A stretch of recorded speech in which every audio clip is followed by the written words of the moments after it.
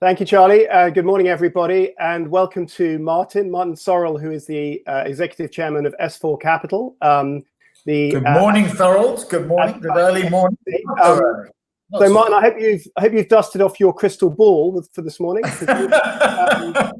One of the more daunting but hopefully fun subjects of the day: the beginning of the world as we don't know it. So there are lots of directions this could go in, obviously, and hopefully for those we don't get to, we'll go to the Q&A afterwards. But let's start with where you sit. You're at the intersection of advertising, media, and technology.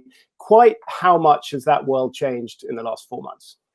Well, drastically. I mean, there's some pretty trite quotes, but I think probably Satya Nadella's. I think he said, 2 years digital disruption or change within a couple of weeks. And to my mind, my crystal ball says that digital acceleration. So I think we've seen really 3 levels of acceleration. The first is obviously at the consumer level.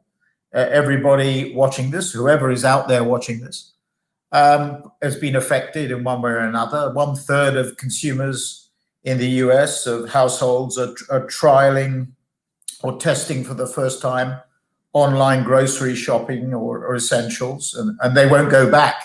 All of them will not go back to physical shopping or distribution. So that's one big impact on consumers and their purchasing habits. Second is educating your kids online. The technology may not be perfect. Sometimes it's a bit clunky and the curricula are not being developed fully.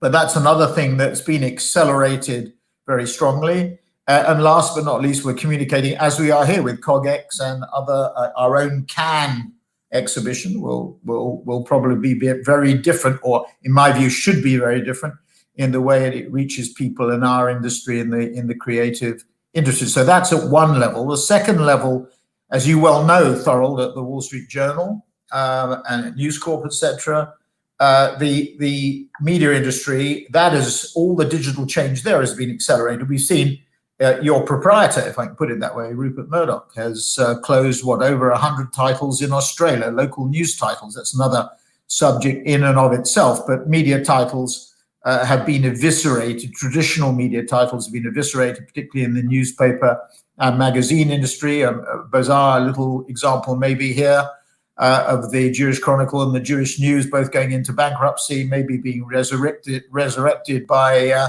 trophy property seekers. Are you going to do that? No, I'm not going to do that, Thorold. No, I have enough issues to deal with without wrestling with that one. But there's a little example of it. But obviously the streamers, Disney Plus, the launch of Disney Plus, 50 million plus consumers there. Obviously Netflix, and we're seeing it in outdoor, for example. Outdoor as a whole might be down, but outdoor digital is strong. And then the third area is enterprise. The people who run enterprises, and I classify one group of them as listed companies that are uncontrolled. So unlike News Corp, which Rupert controls through voting, sort of heavier voting stock, and I think rightly so, because I think he takes the long view, and I think that's good news. Or Zuckerberg at Facebook, or Larry and Sergey at Google, etc. But in the uncontrolled listed sector, like WPP, where I own 2% of the stock, still do, own 2%, but I didn't really, people thought I controlled it, but effectively I didn't. And in those situations, before COVID-19, post-2008, the world, as you well know from the WSJ and the EMEA, was moving at about 2, 3 or 4% in terms of nominal growth, very little inflation, very little pricing power, focus on cost. So if you were running a company, your top line maybe grew with GDP at 2, 3 or 4%. You reduced your costs, you became more efficient. Your earnings were going up at 0 to 5 or 5 to 10, and you bought back stock. So everything was fine, and the status quo was fine. Now all bets are off. Q2, as you know, when companies start to report in August and July of this year, it'll be a bloodbath. It'll be a disaster. I mean, the market's looking through that, obviously, to 3 and 4 and 21 and 22, but all bets are off now. So those are the 3 areas that we see significant, it's not really change, it's acceleration of all the things that we saw before: consumer, media, and last but not least, and probably most importantly, enterprise. Well, let's just take the tech platforms and media. Let's just hone in on that for the time being. So, the winners are the Googles, the Facebooks.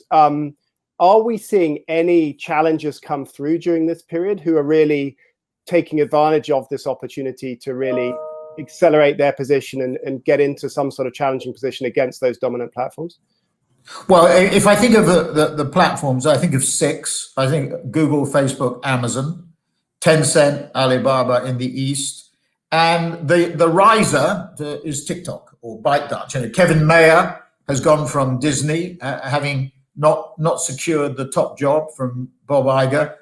He's departed to go to ByteDance as COO and CEO of TikTok. I think that's a really interesting move, particularly given what we'll come on to, no doubt, US-China relations or lack of relations and growing decoupling, which I think is one of the biggest threats that we all face. But those are the 6 major platforms. I mean, Snap is making ground. Evan Spiegel is doing. I've always had a strong feeling that Snap would do well. I mean, Facebook has imitated Snap extremely successfully, but Snap is running at about 2 billion in terms of ad revenues. The numbers are really important to understand. So the digital marketplace about 250 billion, 245 last year out of 550 to 600 billion media spend. Google's 165, Facebook about 65, Amazon running at about 15 to 20, and TikTok's at 7, all in China, very little outside China. So I would say TikTok is the one platform that is threatening to threaten. But when you think about those numbers, but it's dominated. Yeah. Yes, exactly. But just when you look at, TikTok comes to your point, actually, which is the China-US relationship as well. So, are you seeing any sign of real traction in the advertising world in the US for TikTok? And secondly, how do you see them being able to navigate, this growing audience and penetration in the West with a Chinese ownership and Chinese domicile and all the challenges that brings in this kind of bifurcated tech world? Is that something that is navigable today, or will they have to choose, where they put their HQs and things to deal with that? Yeah. Well, on the first point, not yet. Outside China, inside China, it's a real force. Tencent, Alibaba are real forces too, but those are the 3 big forces on the platform side. Obviously you have companies like Xiaomi, which in the hardware, which are not threats to Apple, but certainly competitors to Apple. Now, the second point that you raise is the real crunch point, and that's one that I suppose somebody like Kevin Mayer has thought through quite clearly. But clearly, at the moment, ByteDance and TikTok, I think ByteDance had a valuation in the last round of about 85 billion, something like that. I think it's the most highly valued private firm, or one of them, in that sort of area or space. I think, this is a guess, I have no knowledge, but I think what will happen is that ByteDance will position TikTok outside China, or you could envisage a structure with TikTok. TikTok's European headquarters, I think, is being located in London. I think the Chinese ambassador, I heard yesterday, called that out, the Chinese ambassador to the UK, called that out as a stellar example of what was happening in London. But that was the international. So I would envisage TikTok perhaps being located New York, maybe. LA is becoming the content capital of the world, as you know from your own operations. It's shifting in away from San Francisco to LA. We have a very strong operation on Abbot Kinney, and we can talk about a little bit about the impact of George Floyd and the Black Lives Matter movement. But I think the answer to your question is that navigating that US-China split is going to be, in my view, extremely difficult. And I think, Davos, nobody talked about pandemics, as Neil Ferguson has pointed out. They were all focused on ESG and climate change. And you were there too, the underlying theme there that people really didn't talk about a lot, but really in the private conversations was the subject du jour of the week, the subject of the week was US-China. That's where the rubber hits the road. So TikTok faces a big challenge on that. Okay, so just going back, because we don't have that much time, and yeah, we have a few areas I want to get to here. So I'm going to cut you off a little bit. But just going back to the media, is print? You talked a little bit about print. I mean, when is the New York Times or the Wall Street Journal, for that matter, when do you see print ending? I mean, is that something that is on the horizon X years out? Can you give a date where you think that's going to actually get to? That's really difficult to say. I mean, I wouldn't. They usually, when you make a forecast, give a trend, sure, but don't give a date, or give a date and don't give a trend. I would say, but it's closer today than it was 6 months ago. Oh, absolutely. That whatever that date is, it has come forward a lot. So shifting to an all digital platform, subscription based as well as advertising based, is key. The Wall Street Journal has valuable content. Even you, Thorold, write valuable content that I want to read. And if I think Thorold knows what he's talking about, which I do, I'll pay for it. So I think subscription based, a paywall.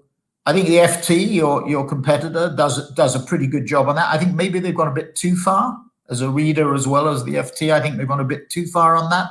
But I think subscription and ad revenue, and you have to move to a digital platform, and you have to make the back office or the front office more efficient. So you can't have journalists working on individual titles or individual media. The whole thing comes together. It should be the Wall Street Journal.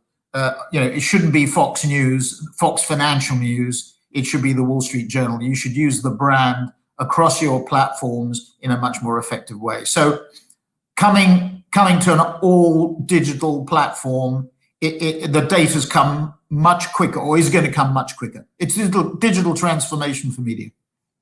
So when you look at all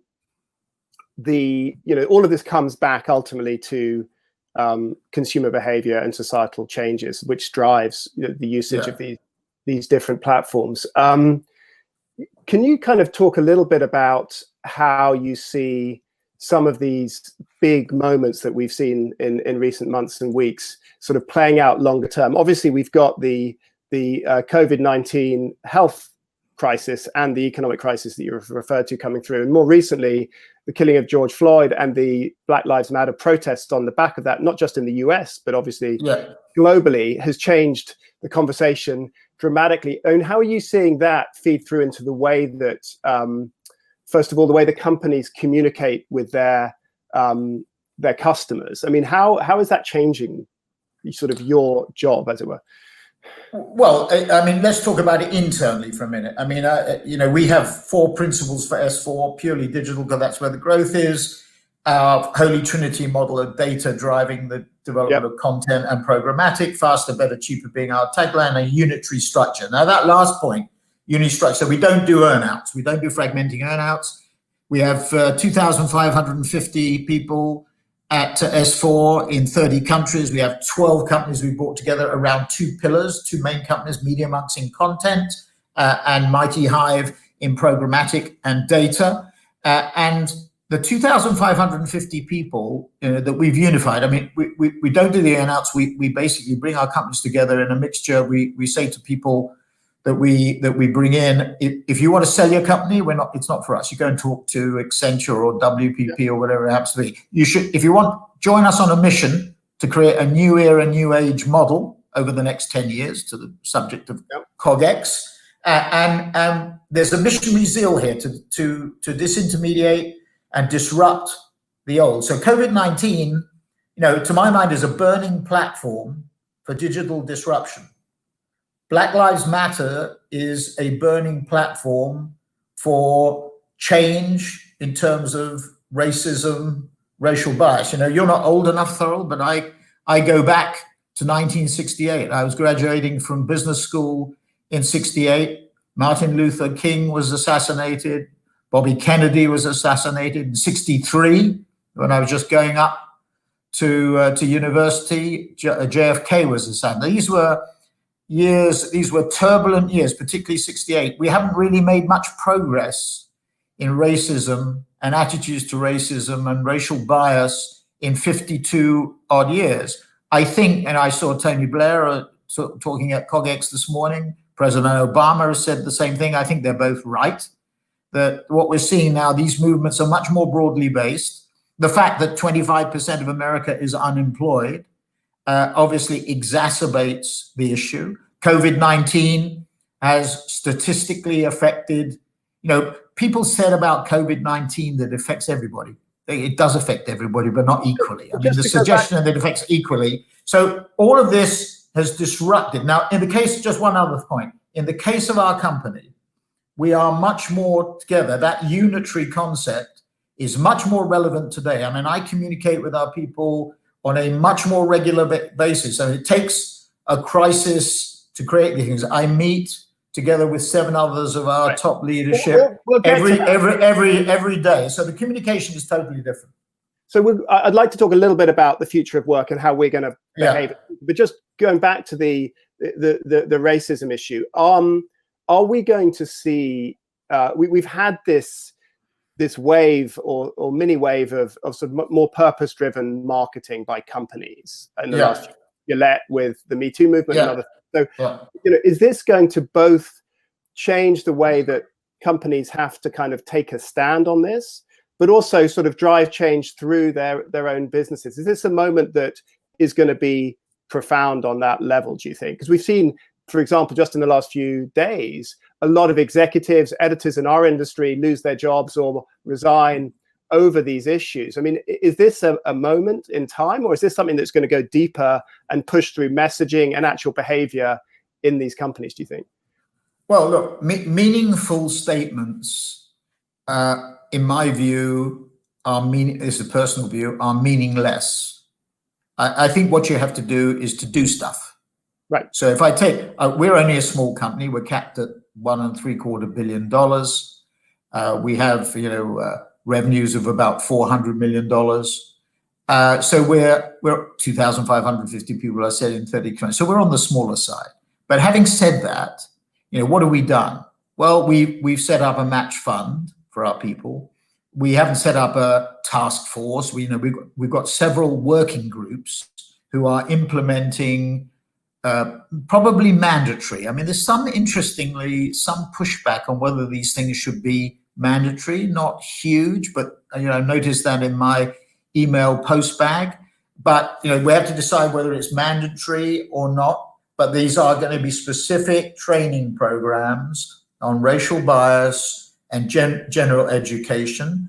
Another thing I've done, I've activated at WPP. I put together a fellowship program, and very sadly, the bozos at WPP, if I can put it that way, have dropped that program at a time when finding employment, and I'm not just talking about graduates, I'm talking about minority people finding employment opportunities, whether it's graduates or non-graduates. So we're starting a minority-based fellowship scheme at S4, where people will come into our company, spend 2 years maybe on the content side, 2 years on the programmatic and data side, and maybe at S4 here too at the center.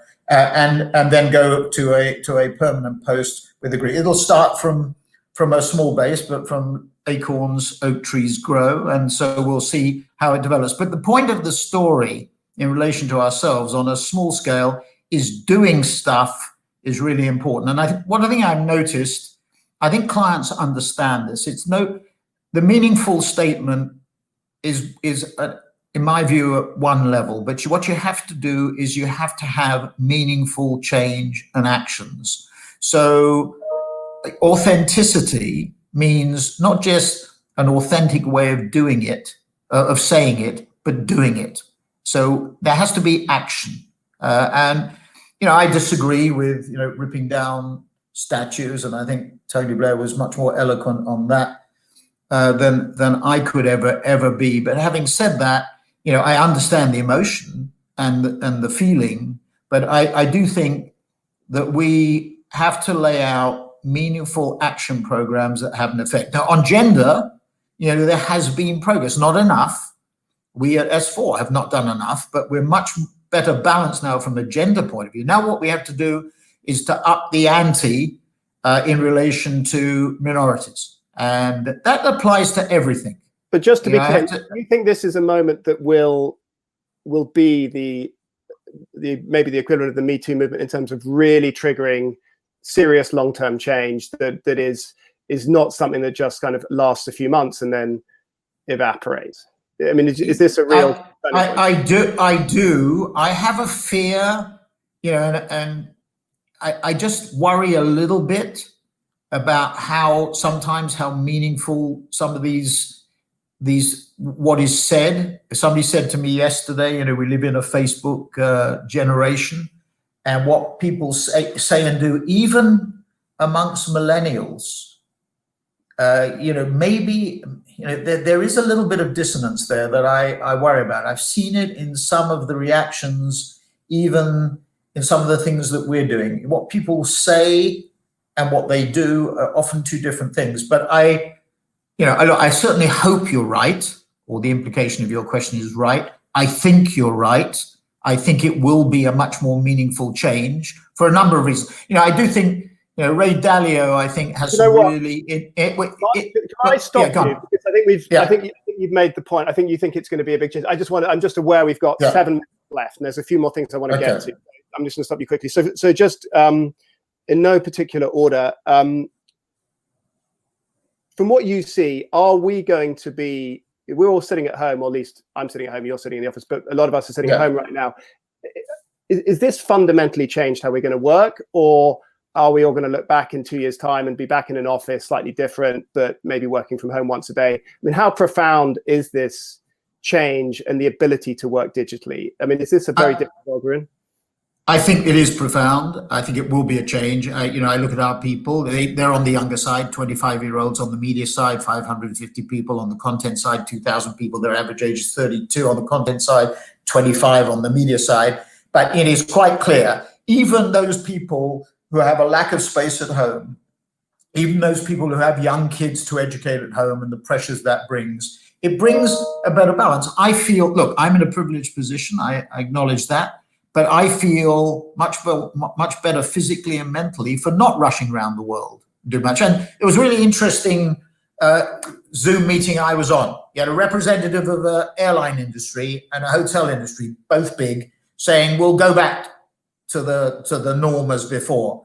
And then somebody from a fast food, big global restaurant business who said they've gone to zero-based budgeting on their travel budget and it will not go back to more than 50% of what it was, and there was silence. These are, I think, fundamental change. The people who have vested interests, like office building builders or city center residential house builders or airline companies or travel or leisure companies, are obviously got a vested interest. They're obviously going to say it's going to stay the same as it is. The people who are running businesses are going to run it in a much more efficient way. We spend about $250 million we invest in people. We invest about 35-40 million in office property. I'd like to take that 35-40 million and invest it in people. Somebody said in reaction to that, Martin's only interested in making more money. Well, I am, but I'm interested in making more money by investing it in people who will make us more money as a company, and they will make money too, particularly when we have 25% unemployment in the US. So what happens to the big creative centers like New York, London, heavily reliant on sort of mass transit, people coming in and out, on their cultural, social excitement for people to be there? I mean, what's your sense of what that means for these cities? So I go short New York and Chicago and long Boston and Silicon Valley, Bangalore, Sao Paulo, Buenos Aires. I mean, we have 350 people in Buenos Aires. We had 4 office buildings. We've already shed leases in New York and London. We're shedding all our leases in Buenos Aires and going into one building with a smaller footprint and a different office configuration. We'll be much more flexible as a result. And we're saying to our people, do you want to commute at 7 or 8 o'clock in the morning for an hour? No, they want much more flexible commuting. Do you want to work more at home? Many of them saying yes. Or several of them have written to me saying, Martin, I've been at S4 for a couple of years. I've never spent any time in the offices. Why are we bothering? I spend time with our clients on their campuses. We have 75 people sitting in Silicon Valley in Mountain View opposite the Google campus, the Googleplex. they're servicing on what we call an embedded basis. So they're embedded with the client, but they're not, not in a sense working from our premises. They're working from client premises. That's key. Getting to understand clients means more location with them. So I think patterns are going to change. It's not going to go back to where it was. This is not a new normal. This is a next normal. This is something that we haven't seen. And I think, Niall Ferguson, I was listening to him and watching his pandemic deck. He said this is, I think there have been 50 or so pandemics. This pandemic ranks in terms of severity, not in the top 10, probably in the top 20. It's at position 30, I think, currently, in terms of, it's a morbid thing to say, in terms of the statistics. It's going to go into the top 20. So this is not a pandemic from a historical perspective that ranks up there with the Black Death, which took out a third of the population. Right. So you've got to get it into historical perspective. Massively, it doesn't really help us to know that it's not as bad as the Black Death. But yes. Well, no, wait a minute. No, Thorold, don't gloss over that, because look, I do think there's a really important point here. Governments, civil servants, politicians have overreacted. They move too slowly. Not all governments. I was talking to somebody in New Zealand at 8 o'clock this morning, and clearly Jacinda moved like greased lightning. They haven't had a death there for 20 days or 10 days, and I think they had 20 deaths. Now, they moved much more quickly. They locked down the economy. They're cut off, and they did the right thing, but they did it quickly. Our government here in the UK, moved too slowly. The US government moved too slowly. I know it's easy to criticize, and I understand some of the reasons for it, but when they moved too slowly, they overreacted. And now, we went to complete lockdown in the middle of March. The UK government must have known at the end of January that if you looked at some of the statistical models, there was a risk that we would have a mortality rate of 300,000 to 500,000, because the Chinese mortality rates at that time indicated it. Right. They knew, but they went down the herd immunity route, for want of a better phrase, and then they panicked. They panicked in the middle of March or the beginning of March, when that guy from another Neil Ferguson, walks in from Imperial and says, this could be worse than you think it was. And they changed horses. And when in that situation, governments, look, quite rightly, I'm not saying it's wrong. One death is unacceptable. You're right. Okay.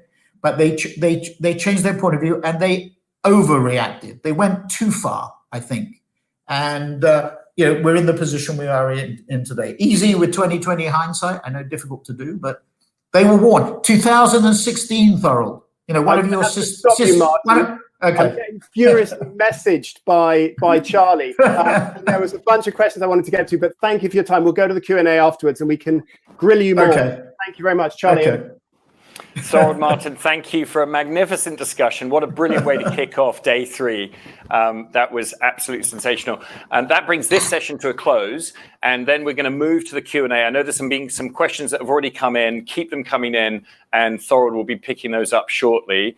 We're going to close this session out. To find the breakout Q&A, you go to the app and look at the What's Happening section, or search by breakout under the filters for the different tracks. So breakout Q&A, What's Happening. Thank you very much, Thorold. Thank you very much, Martin. Thank you, Charlie. That's it for now. Enjoyed it. Want access to more CogX videos? Subscribe now for free at cogx.co.